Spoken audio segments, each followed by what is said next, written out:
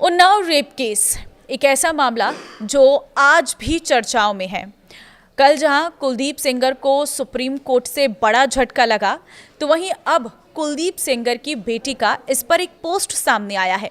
कुलदीप सेंगर की दोनों बेटी बहुत लंबे समय से इस मामले पर अपनी राय देती रही हैं। खासतौर पर सोशल मीडिया प्लेटफॉर्म एक्स पर लगातार पोस्ट करती रही हैं और अपने पिता के सपोर्ट में कई सारी बातें उनके द्वारा की गई हैं।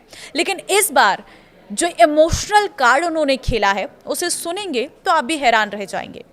नमस्कार, मैं हूं आपके साथ ममता तिवारी। आप देख रहे हैं न्यूज़ 18 का डिजिटल प्लेटफॉर्म। सुप्रीम कोर्ट ने पूर्व विधायक कुलदीप सेंगर को राहत देने वाले दिल्ली हाई कोर्ट के फैसले पर रोक लगा दी है। अदालत ने यह भी कहा है कि आरोप गंभीर है, इस अपराधी को किसी भी मामले में जमानत नहीं मिलनी चाहिए। जहां एक बेटी अपने संग हुए अपराध का न्याय मांग रही है, तो वहीं एक और बेटी है जो अपने पिता के लिए आज भी न्याय का इंतजार कर रही है। दरअसल हम बात कर रहे हैं पूर्व भाजपा विधायक कुलदीप सेंगर की बेटी डॉक्टर इशिता सेंगर की। उन्होंने सोशल मीडिया मंच एक्स पर एक ट्वीट किया है। देश की न्याय व्यवस्था पर विश्वास रखते हुए 8 सालों तक चुप्पी साधे रखने वाली एक बेटी ने अब अपनी पीड़ा सार्वजनिक रूप से सामने रखी है। खुद को थकी हुई, डरी हुई, लेकिन अब भी उम्मीदों से जगी हुई बताते हुए उसने कहा कि उसकी खामोशी कमजोरी नहीं बल्कि संस्थाओं पर भरोसे का नतीजा था।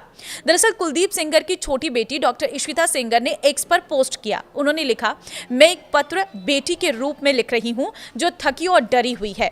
8 साल तक मैंने और मेरे परिवार ने न्याय का इंतजार किया, ये मानते हुए कि अगर हम सब कुछ सही तरीके से करेंगे तो सच सामने अपने आप आ जाएगा।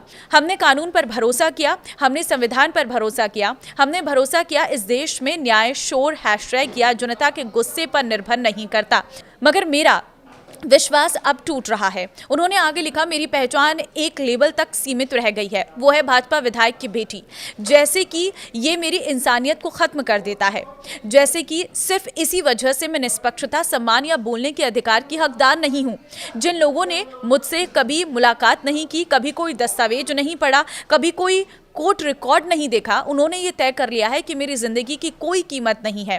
इन सालों में मुझे सोशल मीडिया पर अनगिनत बार कहा गया है कि मैं जिंदा क्यों हूं। अगर जिंदा हूं तो उसके लिए मेरा रेप किया जाना चाहिए, मुझे मार दिया जाना चाहिए या सजा दी जानी चाहिए।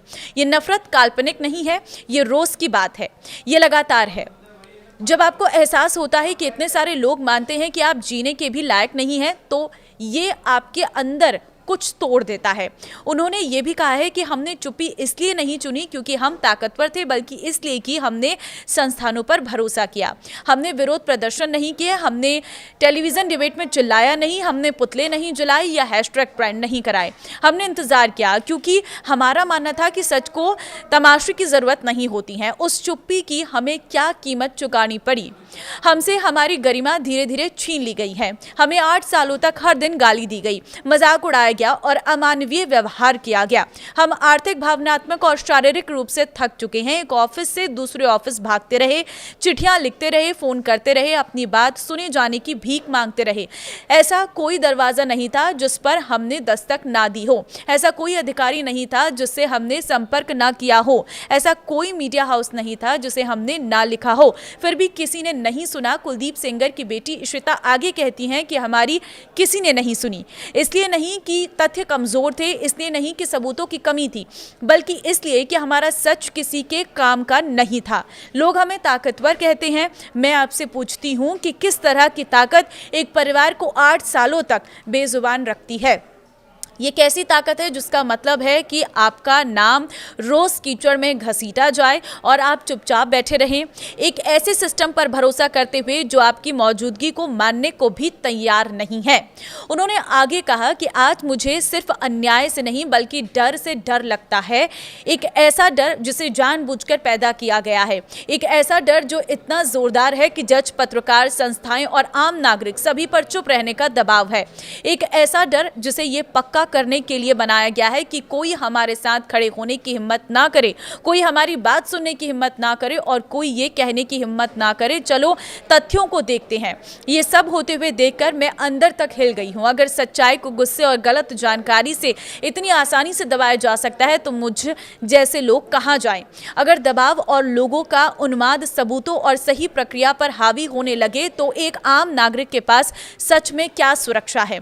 उन्होंने आगे ये भी लिखा है कि मैं ये चिट्ठी किसी को धमकी देने के लिए नहीं लिख रही हूँ, मैं ये चिट्ठी सहानुभूति पाने के लिए नहीं लिख रही हूँ, मैं ये इसलिए लिख रही हूँ क्योंकि मैं बहुत डरी हुई हूँ और क्योंकि मुझे अब भी विश्वास है कि कोई कहीं इतना ज़रूर ध्यान देगा और हमारी बातें सुने।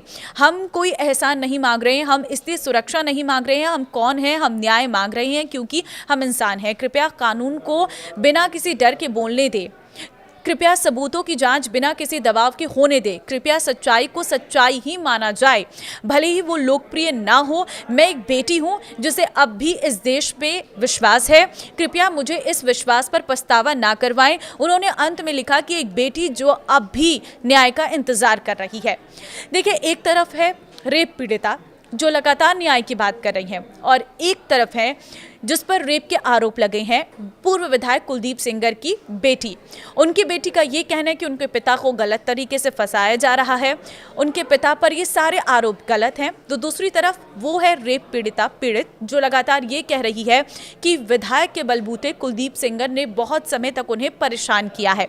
मामला आपको बता देते हैं क्या है। आपने भी सुना होगा, उन्नाव में कुलदीप सेंगर और उसके साथियों ने 2017 में नाबालिग को अगवा कर रेप किया था।